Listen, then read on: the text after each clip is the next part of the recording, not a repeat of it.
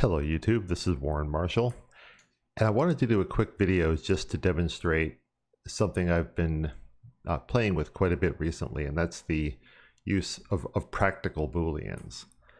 Now what I mean by that is, there's lots of examples of high-flying hard surface work and guns and bots and everything else that get created with Booleans, but Booleans really can be leveraged for a lot of things, and one of them is everyday kind of regular work. So we're going to take a look at one of those examples today. So let's suppose that I have a container shape like this, and I want to put a pattern mesh inside of it. So let's just say something like this.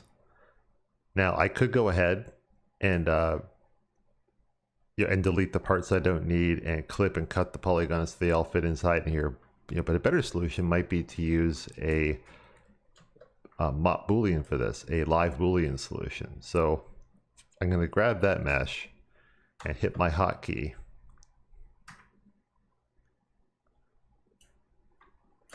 And hit my hotkey and turn it into a Boolean.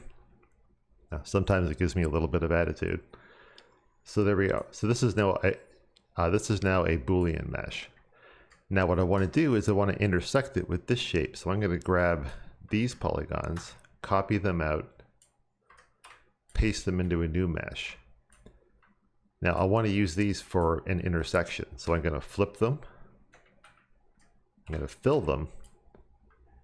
And I'm also going to we're going to scale it in a bit and then give it a very slight push. Although the push is not entirely necessary, it's just something I've chosen to do. So I'm going to cut it out, open up the mop Boolean drivers for this pattern and go to the intersection node and paste that in. So you can see now that pattern has been completely contained within that shape. And this gives us a lot of options at this point. So now that we have this set up, for example, I can do things like, suppose my art director decides they want to see the pattern a little tighter, so I can scale the pattern down. Containment still works. I can undo that. I can show them what it looks like. Let's say at a at an angle, say 45 degrees. We can evaluate how we like that. Assuming it was big enough to fill all the space. Or we can actually, the more practical purpose is we can change this containing shape, and the inner shape will come along. Now I don't have these linked in any kind of magical way, but I do know where the container mesh is, and I do know where the intersection mesh is. So if I grab them both and edit them both at the same time, I can move these pieces around and they will update simultaneously, because I did copy and paste one from the other, so I can put that up there and put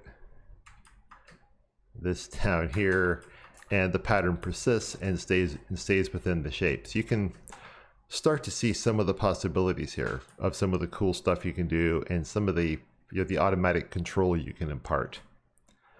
So I hope that was useful, or at least interesting. And start thinking about Booleans in more practical terms and not just flashy stuff.